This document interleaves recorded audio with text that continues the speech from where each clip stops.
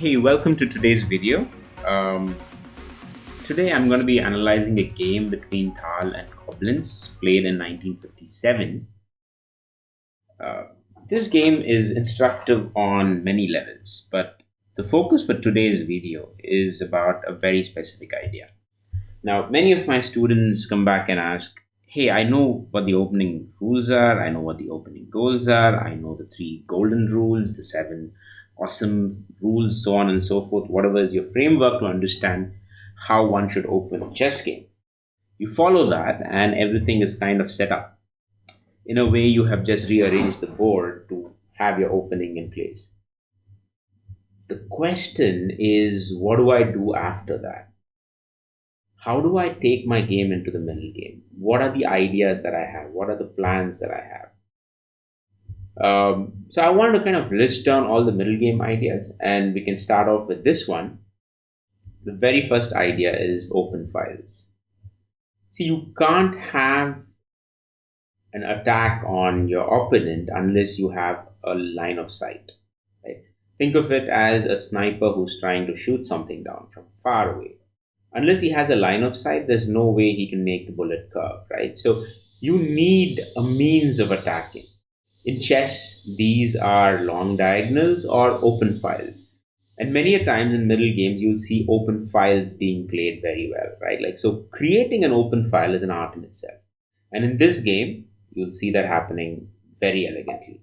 So let's get started. So Tal was playing white e4, c5. This is your standard Sicilian defense, classical variation.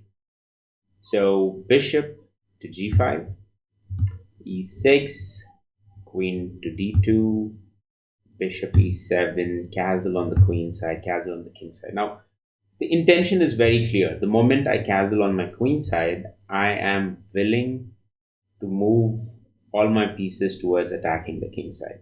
But to that, I need an open file. And this is where you'll see it happening very beautifully. So, why do you think he moved f3? You can take a moment and think about it, but it'll become very apparent very soon.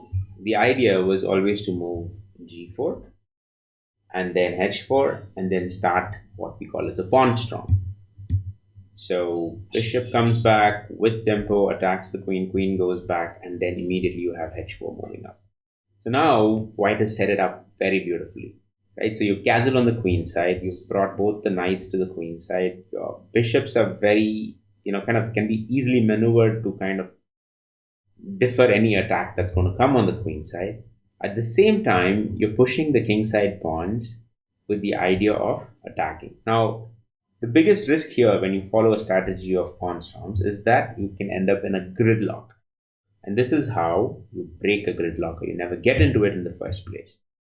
So here's the first big difference. While black is also trying to push his pawn, the white pawn push is with tempo because he's attacking the knight, knight has to move. At this point, many people would play h5 and then try to move the pawns, but eventually end up in some form of a gridlock.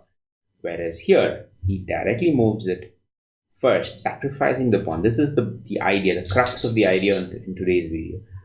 He takes it back and immediately you move h5.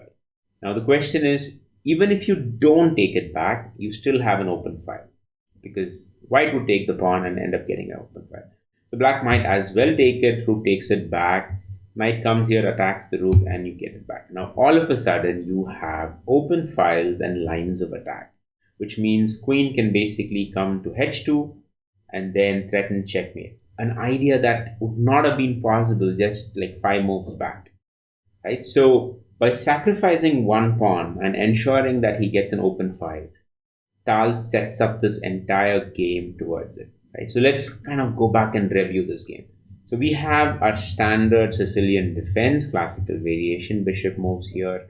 And the moment, he realized that, Sicilian typically black castles on the king side. It's going to castle on the king side. So white prepares ahead of time, decides to move in and kind of set everything up for that pawn push, beginning with f3 so that the g4 pawn can be pushed and eventually, without losing much tempo, be able to attack the knight and then the g3 pawn. So you move, the g6. You move the pawn to g6. He's forced to capture. Even other variations of it would eventually lead to this movement. And all of a sudden, you have an open file. So my suggestion to you while you play your games is to start thinking on these lines. When you come into the middle game, think about how can I create an open file? It could be on the king side, it could be in the center, it could be in the queen side. But nevertheless, you need that so that you can reinforce and bring all of your pieces together. Now, I would say this is the first part of this video series because I'm going to be creating more as a continuation from here to look at the other important lessons that is there, but not specific to early middle game, but probably late middle game, which is about single point attack, which is again, this game is very, very instructive in that idea of picking up a single point and bringing all your forces to attack that. But we'll continue that in the next part. I hope you enjoyed this video, and if you'd like to see many such videos, please do like, share, and subscribe, and I'll see you in the next one. Thank you.